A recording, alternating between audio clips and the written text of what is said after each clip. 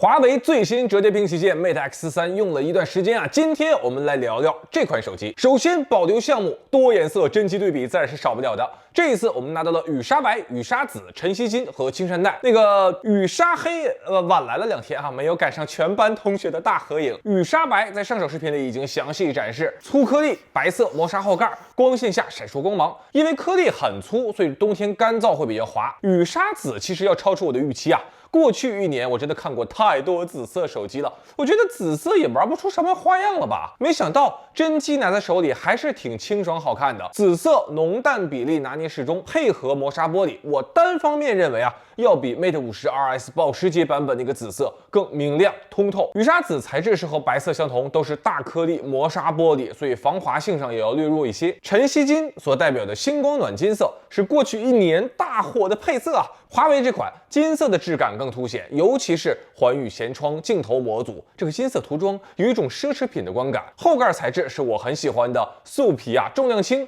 超强防滑，对于目前动辄200多克的旗舰是一个很完美的配搭。青山黛倒是和我的预期有了一些差异啊。作为华为经典配色，青山黛要比我想象中的更亮、更高调。我预期之中是应该更暗、更淡一些的。绿色环宇舷窗是5款配色中唯一一个不和后盖颜色所匹配的，是绿色素皮和灰色镜头。手感是 Mate X3 升级中核心中的核心啊！这次3个层面提升手感。厚度、重量和产品细节。X3 在展开平板的状态下，厚度和 Mate XS2 几乎相同啊，而在折叠状态下 ，X3 在多一块外屏的前提下，居然比 XS2 还要更薄。我实际测试的时候给我都测傻了啊！你要知道，除了多出一块120赫兹刷新率的4曲面玻璃屏之外 ，X3 还增大了电池，从4780毫安时增大到5060毫安时，还增加了对无线充电的支持，马达的震感反馈也得到了增强。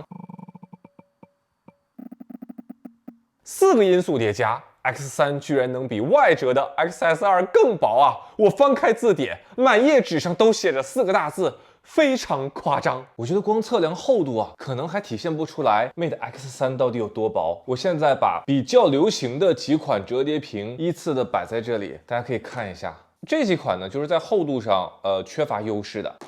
之前小米发布的 Mix Fold 2，把这个厚度又降到了一个新低。然后我们再来看一下。华为这次发布的 Mate X3， 好家伙，大家看到了吗？真的是非常非常的薄。我们抛开镜头模组，只看这个机身部分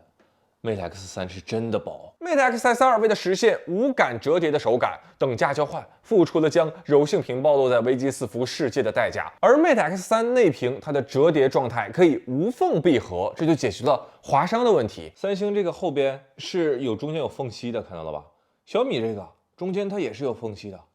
能看到吧？而华为这个完全严丝合缝的折叠在一起。IPX8 解决了防水的问题，也就是说，对比前代 Mate X3 在更全面、更耐用的前提下，居然还实现了更轻薄。现在 Mate X3 从水里拿出来，当我把这个内屏打开的时候，大家可以看一下，内屏是没有水的。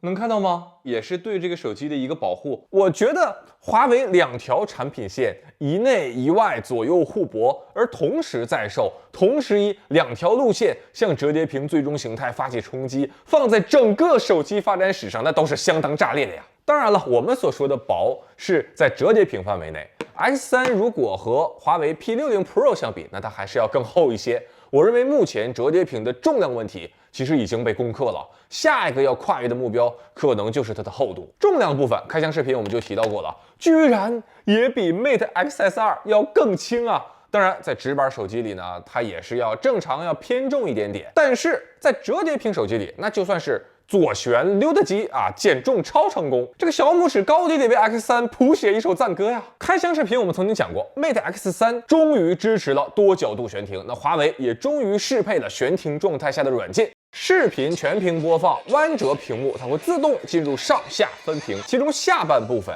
成为操控面板啊，你可以调节进度、亮度、声音。当我们在拍照界面中这样弯折，这个时候屏幕同样进入上下分屏，上半部分呢就是预览界面，而下半部分则是操控按钮。Mate X3 的变焦环也是和专业相机变焦环采用了同样的操作逻辑，放置在了操作区的左侧。下半屏中间区域，华为和 OPPO 他们的操作逻辑是相同的，就是双指捏合是缩放画面变焦。vivo 中间区域呢，则是上一张照片的一个预览，可以左右滑动进行切换、查看、删除。大家觉得这两种思路哪个更喜欢一些呢？除了以上这些功能，华为还新增了折叠状态下的息屏显示，当手机立在桌面上的时候，自动显示当前的天气和时间。不过它不支持常亮啊，你要看的时候需要手动点击一下。我觉得这个场景难道不应该把日历融入进来吗？对不对？上方是时间、日历和天气，下方呢则是今天的日程，这不就是商务用户最需要的桌面小台历吗？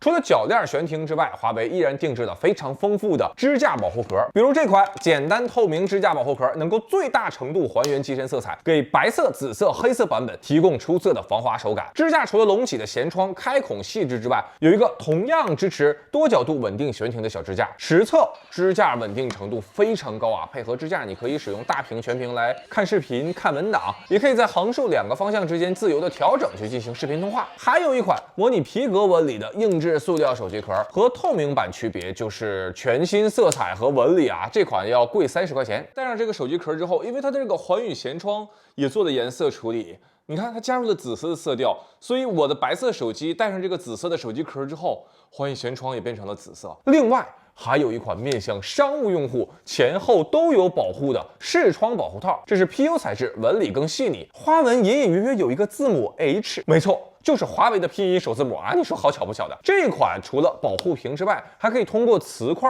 去开启视窗显示信息，默认状态显示日期、时间和今日运动步数。听歌的时候呢，可以通过视窗区域对歌曲进行快速控制。接到电话则可以快速接听和挂断，显示的是来电的姓名，然后地址，然后运营商，对吧？右侧这是接听或挂断，比如这个时候我直接选接听。这个位置它就变成了通话时间，因为本身这个位置是听筒，这个位置是麦克风，所以理论上你并不需要打开这个手机盖就可以直接进行通话。然后如果你想挂断，就这样滑过来。感觉华为这个保护壳是对着目标用户一套组合拳啊！对于折叠屏手机来说，性能需求呢其实并不是最高的，毕竟它超薄机身，满墙的抱负它也不好施展。但我比较关心日常使用是否会产生严重的发热啊，能否把发热控制到比较不错的水平，这个还是很重要的。实测对比中高负载场景，长时间录制4K 视频，大家可以有一个直观的对比。Mate X3 支持北斗卫星 2.0 啊，可以同时发送和接收北斗卫星消息，手机完全没信号，甚至不插卡的情况下，也能够通过卫星来收发消息。哪怕对方手机本身并不是支持卫星通信功能，甚至不是华为的手机，你也可以给它发送消息，对方在收到这条消息之后，也可以通过卫星来给你进行回复。这一次 Mate X3 终于支持了上下软件分屏，虽然说分屏的时候下方应用受限于软件的排版，其实易读性要明显下降，但这至少给用户的一个选择。这个时候我就要必须好好表扬一下小红书的适配了啊！我可以在下半屏通过双指捏合实现4个内容同时观看，而且你点进去任何一个内容，它的左右两侧排版的阅读性其实也不错，应该是我测试这么多应用当中这个上下分屏的时候，下方这个软件最实用的。这次产品更新还有一个我特别期待的环节，就是微博对于折叠屏的适配。发布会上，一位名为来去之间的网友介绍了最新折叠屏版本微博啊。这个版本之中呢，它是把原博内容和评论区按照主次关系分布在了屏幕的两侧，就是将评论区的权重升级了。我认为这是对的，因为现在很多评论区它的精彩程度已经超越原博了。而在视频发现页，你也可以通过双指捏合实现更多页卡展现。这些交互逻辑其实和小红书此前对折叠屏以及平板的适配是很接近的。总体来说，我认为折叠屏适配方向应该是2个，一个是让内容显示的更多，另一个是让内容排列的更美。视频的最后，我再说明一下使用 Mate X3 这一段时间，这款手机我认为它最适合的3个场景或者需求吧。第一，